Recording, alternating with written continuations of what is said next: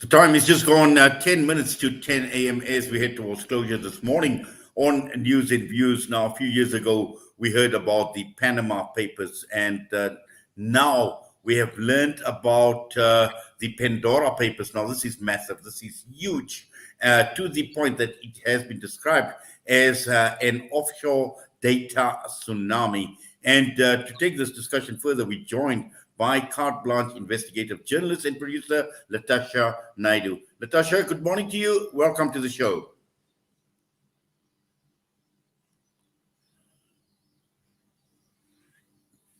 Latashia, good morning to you. Okay, we seem to be having a bit of a problem trying to reach Latashia. We're going to try and get her on a better line. But looking at the Pandora Papers, now this contains close on to 11.9 million records that arrive from 14 different offshore services. And this comes from a jumble of files and formats and presenting a massive data management challenge. Latashia, are you with us? Good morning, Inayet. Apologies for that. No problem. Welcome to the show. Latashia, how big, how huge, how massive is this offshore of or this data tsunami that we are talking about with the Pandora Papers? Well, the only way we can describe it is the tsunami, because there's 11.9 million records into the sprawling, secretive industry of offshore systems. And it's an unprecedented leak because it exposes the financial secrets of the world's mega rich and powerful. We're talking more than 100 billionaires, 30 world leaders, 300 public officials, all implicated in controversial or illicit financial dealings. And this amounts to 2.94 terabytes of data, which is massive. Yes. Now, clearly, we know the magnitude of these papers at this point in time. And as you mentioned, many world leaders, we're talking about close on to over 300 politicians that have been exposed from countries right across the entire world. Now, let's just try and just get into a bit more detail with regard to what is in these Pandora Papers, because we know that this involved a massive amount, huge amount of journalists from media outlets right across the world. That's correct. So the collaboration is the largest journalistic collaboration in history. We're talking 600 journalists from 117 countries, representing 150 different media houses, who have all collaborated on this project to try to sift through these millions and millions of documents to find stories pertaining to their countries or regions. Now, the Pandora Papers essentially reveals the inner workings of what is a shadow financial world. And these provide a very rare window into the hidden operations of a global offshore economy that essentially enables some of the world's richest people to hide their wealth and assets, and in some cases pay little to no tax whatsoever. Yes. Now, there's been a lot of talk with regard to the papers itself and the form that it came in, because, we're talking about, as you mentioned, 11.9 million records that came through. And looking at all these files, all these documents that came through, they've come in various forms, number one. But also, I think just to go through, to sift through this and to reveal what is contained in those papers is proving to be a major challenge. Completely, because there's an unprecedented amount of information. And we saw that in 2016 with regards to the Panama Papers, which was then the biggest data leak. There was just one offshore provider which was implicated. This time around, it's 14 different offshore providers, and the jurisdictions are everywhere from the British Virgin Islands, the Seychelles, Hong Kong, Belize, Panama, and now through the Pandora Papers, we're seeing the US as a democracy emerging as a very key player in terms of secrecy jurisdictions. It's taken almost 18 months of journalists sifting through these documents to be able to find stories. I mean, it's essentially not illegal to invest money offshore, but the secrecy aspects and the reasons behind a business or an entity choosing to hide or to invest their wealth in a tax haven is what raises red flags. In South Africa, with regards to papers, we're currently seeing over 56,000 links to South Africans. However, not all of them lead to illicit financial dealings. But it does beg the question as to why are you investing your money in a tax haven? Is it to avoid paying any taxes? Is it to hide dirty money?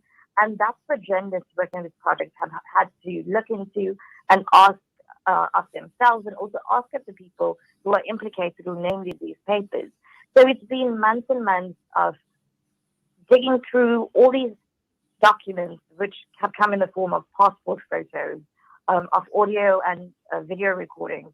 Some even ink to paper documents have been given to the ICIJ, and those have had to be analyzed meticulously to look for some sort of illegality.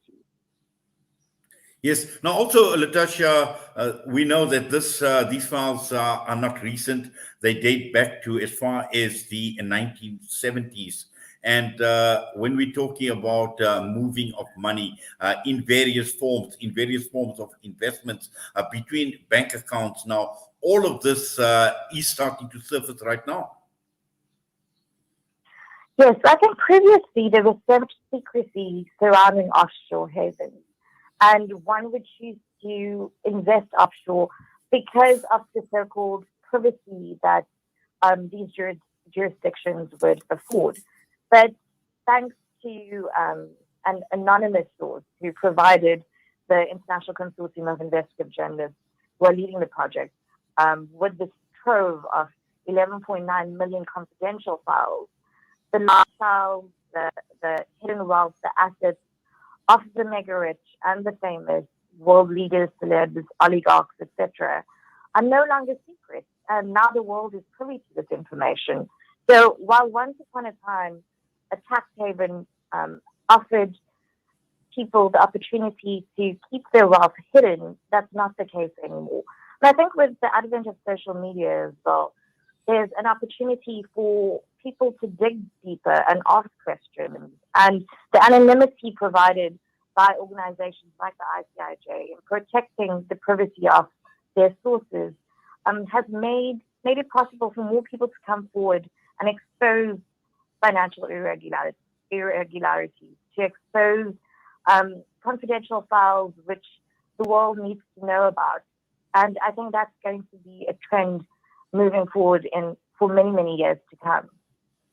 Yes, and also just in terms of the revelations that are contained in the Pandora Papers, under the radar, under the spotlight, also have been banks, law firms, because I think this is extremely important to understand as to how they have designed some of these structures that we have been talking about.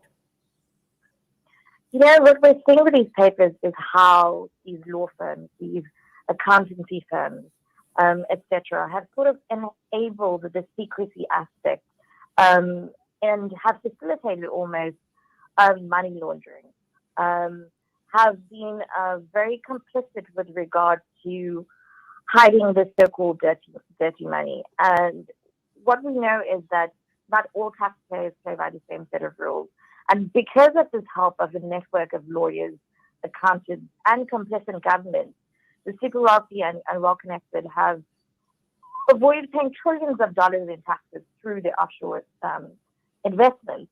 But we're also seeing through the papers, the revelation is that we're finding that there's now a spotlight on the deeply secretive finance and how it's infiltrated global politics. And this, in turn, offers an insight into how governments have made very little headway in ending offshore financial abuse. And it's because of, like you mentioned, the lawyers and accountants and such, who are enabling this behavior that it's continuing across various jurisdictions around the world.